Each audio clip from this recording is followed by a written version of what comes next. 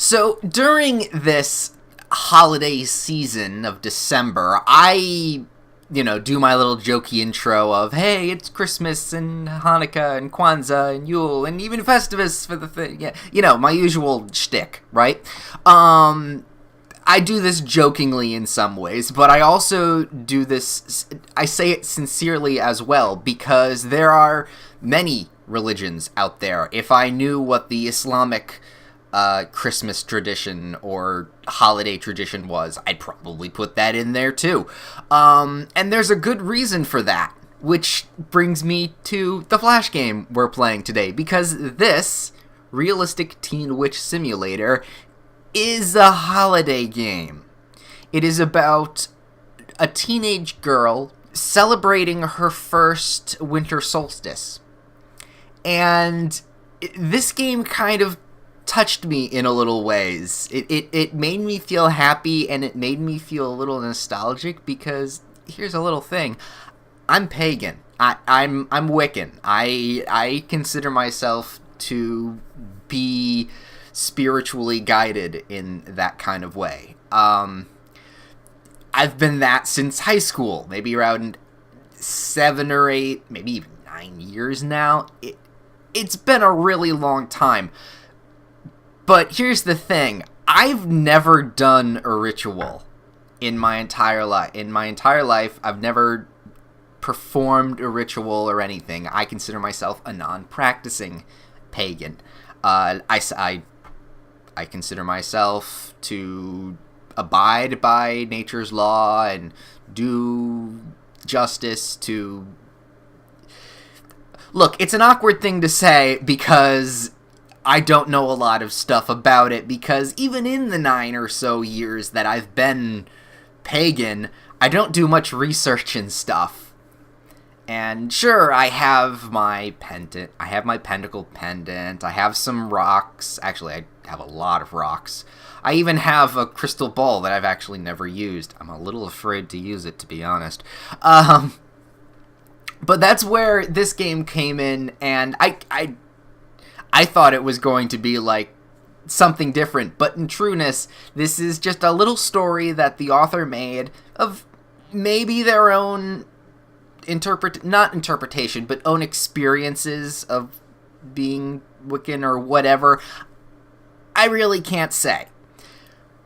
But what I can say is, as someone who, in their teenage formative years, this game really kind of hit home to me. And I'll kind of play a little of it, but it's mostly something I think you should play on your own. So let's start reading, shall we? So, first and foremost, let's get the game criticism out of the side here. And there is no real criticism. This is a great little story game. It is made in the same program game creator as Crypt Shifters, if you remember that game. Basically, this is a story-based text adventure that you go along and do what you do. That being said, we're not going to go too much into it because, yes, this is a story-based game, so I want you to experience the game yourself, read it yourself, do your own stuff. Note, though, to the creator that I did do the entire game, and yeah, that's why it kind of touched my heart and whatnot. We're not going to go that deep. We're only going to do a little bit. But that being said, this game is still pretty good, so check it out. But nevertheless, let's get on with the actual funny stuff. It is Sunday, December 21st, 2003. The time is 10:16 p.m. According to the prophecies, aka a TV weather report, the winter solstice will occur at exactly 11:04 p.m. This will be your first celestial event since you decided to convert to Wicca 7 months ago. You're 14.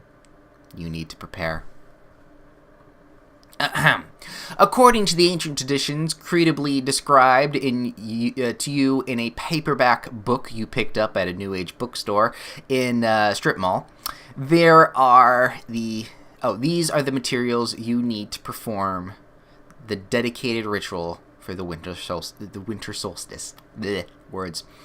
Wiccan pagan stuff has a lot of weird words. Let's just get that out of the way right now. Like, Yule, sure, understandably. Samhain is spelt Samhain. It's just weird. Sure, it's Celtic stuff, but still, word tongue twisters. Just gonna say that. We need an altar and some altar covering and an altar covering. Even normal words I have problems with, so there's no excuse now. We need a wand, which has some other ingredients to it. We need a robe and some candles, which are very specific candles. We need an altar stone, some fruit, a knife, a lighter, and a pentacle. Now, specifically, though, for the wand, we need, you must construct your wand from a sacred material before you can produce tonight's ritual. Checked items have already been collected. So I need a focus stone, several pieces of wood, and something to fasten it all together. You still require all those materials, though. So let's go back to checklist and see what we need for candles. According to your book, it is customary to have 4 colored candles marking the cardinal directions of your ritual circle. Checked candles have already been acquired. They have not been acquired at all. We need yellow, red, blue, and green, all representing each point, all representing element. I have yet to gather all 4 of them. And as the game goes on and you pick stuff up, these things get crossed off. So if you are looking for certain things and not sure what you still need to get, the game kind of helps you along with that. So you need to gather all the prescribed materials before the ritual can begin. So let's start searching. As it's Sunday night, your siblings and mother are already asleep. You should move quietly to avoid waking them. Where do you start the search first? So, like I said, we gotta search the home, and you have your checklist to review once, you've collected some stuff. And yeah, you do have to make sure not to wake your siblings. There's a little bit of awkwardness around this kind of subject. But you know what? Let's start in the bedroom. Your own room seems an obvious choice. You already have a lot of witchy stuff in there. So, let's check the nightstand. Nightstand's nice. Your nightstand is the oldest thing you own. A piece of solid maple wood inherited from your grandmother. It probably has mystical energy, so you've covered it into a shrine of sorts with your collection of rock crystals, incense, and assorted divination books. Let's look at the wooden box. Ooh. The wooden box atop the nightstand is your mother's, carved with an intricate, not inaccurate, intricate abstract pattern and inlaid with mother-of-pearl birds. It looks ancient and powerful. It'll be several years before you realize you can buy these for $10 at a department store, so, yeah. Inside the box is your collection of crystals and tumbled stones, purchased at New Age stores and museum gift shops alike. All of these would probably be suitable for your altar, or as a component for your wand. And yes, that's where I get all of my rocks. New Age stores, museum gift shops, and the occasional Renaissance fair. It makes me smile because while it's not supposedly going for accuracy, it's pretty accurate actually. Let's look at some of these rocks. It's a purple agate. It's probably the agate is a deep blue purple, fading to a translucent gray at its tip. It is roughly pyramid-shaped, with a good flat base. You consult your gem chart. Purple agate is a fire gem used in healing. It signifies intuition, confidence, and maturity. Nothing you have at 14. Let's choose something else. Citrine. Citrine is a buttery yellow and glittering gold-white with glittering gold-white flecks.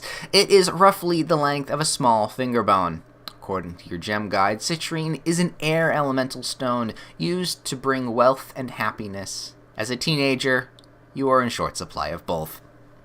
Ooh, cuts deep. Let's choose something else. The quartz crystal is about 2.5 inches in length, milky white, and a slightly translucent.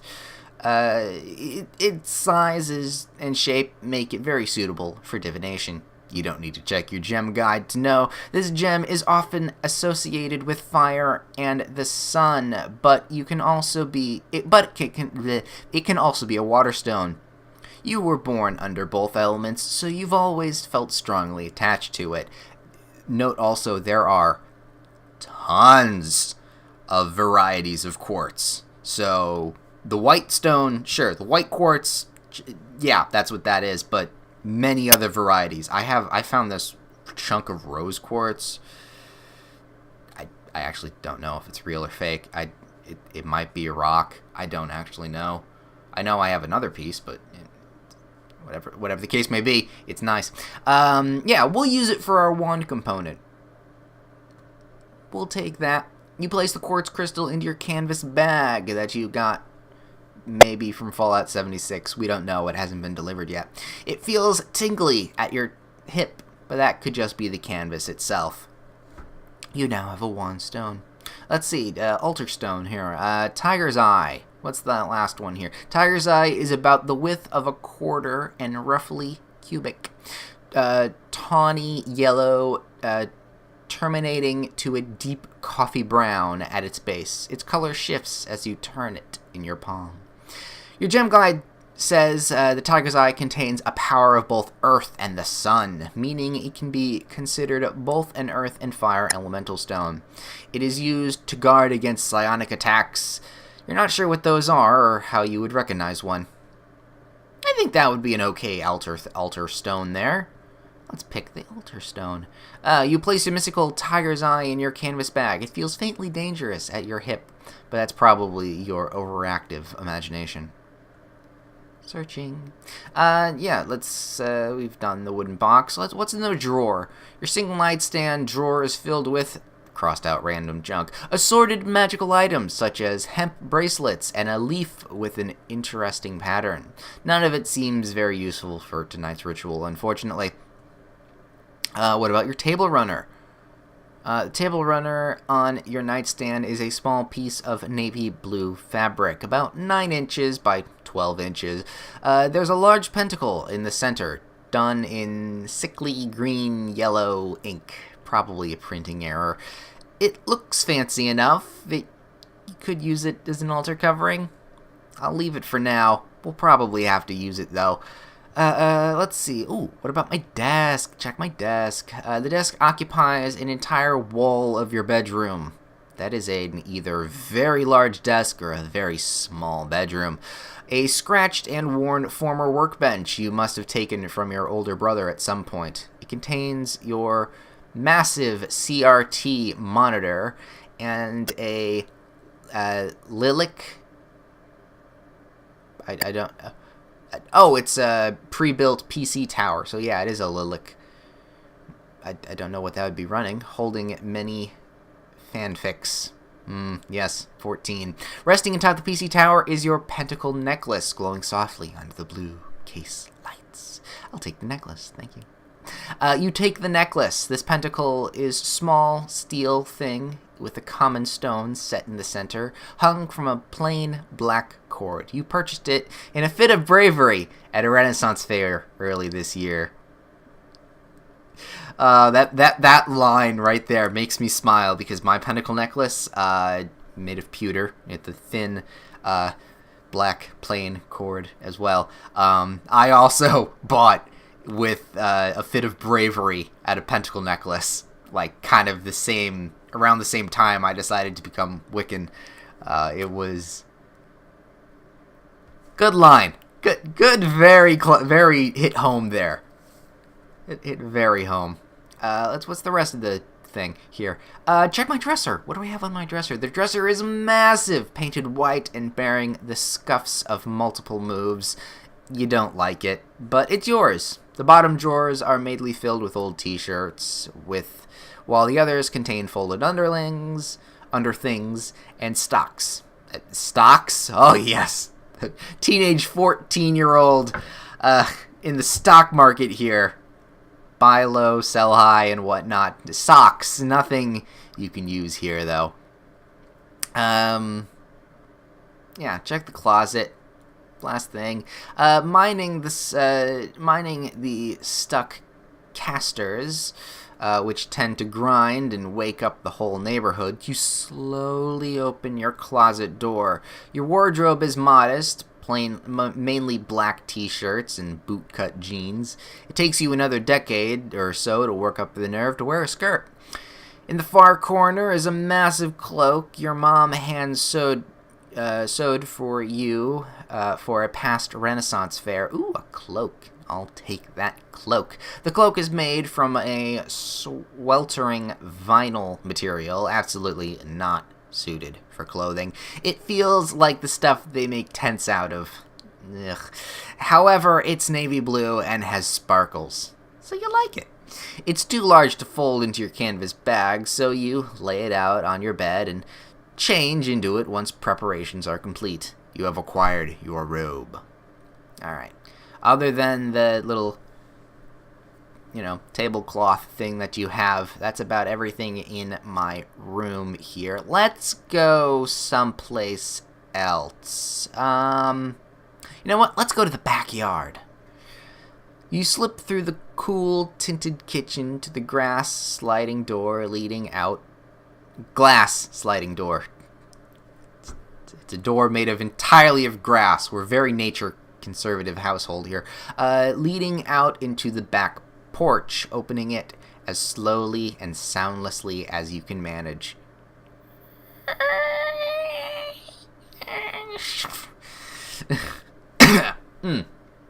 That's not a sound effect I can do very well.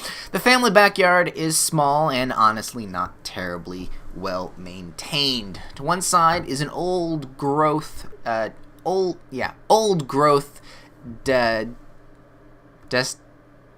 deciduous. That's the word. It's a tree.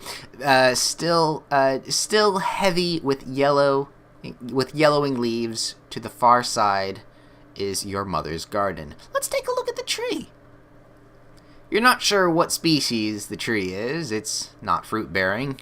Because it's right up against the cement fencing with your neighbor's backyard, it doesn't even offer much shade in summer. Pretty rude tree, if you're going to be honest. Still, you're a Wiccan now, so you should probably acknowledge it. Do I honor the tree or just take a few twigs? I'm gonna honor the tree. Be nice to nature. You have no idea what you're doing. Your book doesn't exactly describe the proper way to greet a tree, or if you're even supposed to greet it. Surely the ancient druids were up to their ears in trees and couldn't stop to say hello to each and every one. But you feel like you're doing something. You dip into a short bow, more like a curtsy, and murmur something incoherent about dryads and thanking the tree for its gifts and blessing be and all that. Afterwards, you feel like a real dork, but you tell yourself it's probably more appropriate to say something before you steal bits of a living organism. And as you do, we take a few twigs to make our wand with. Having made a hopefully appropriate introductions, you wander closer to the tree and see whether some suitably sized twigs have fallen recently. You pick up a couple, but you need more if you want to make a wand from it. You reach up to the lowest hanging the lowest hanging branch, basically, which you can barely touch by standing on your toes. You feel along its branches until you find a handful of firm, relatively naked ones of the right width and break them off as politely as you can. You've acquired the wood for your wand. Yay! Let's look through the open grass. Yay. It's a nice patch of yard about 10 feet square, fairly level. Pokey, dried-out grass stabs at the soles of your feet. This would be a suitable site for your ritual. We'll come back later. Let's see. What about the garden? Anything in the garden? You wander towards your mother's fruit and vegetable garden. Ooh, fruit. We need fruit. Or vegetables. Either way. It's a modest patch of hard, dark earth with a handful of withered tomato vines tied to the posts.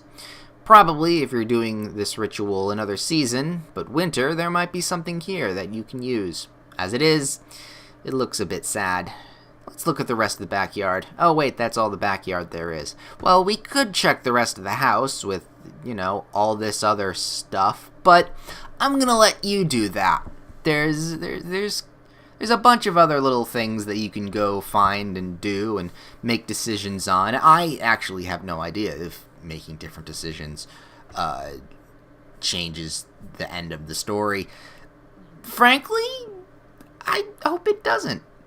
But that's more of a thing for people who continue and do the ritual and whatnot. Again, I find this game really hard-hitting for me. It's touching, and I really, really like it. So yeah, the link to it will be in the description below. My name has been Dark Arts, and hey, maybe this gets a little bit of an insight into why I call myself Dark Arts. Only part of it, though. Not there's more to it than that, but it's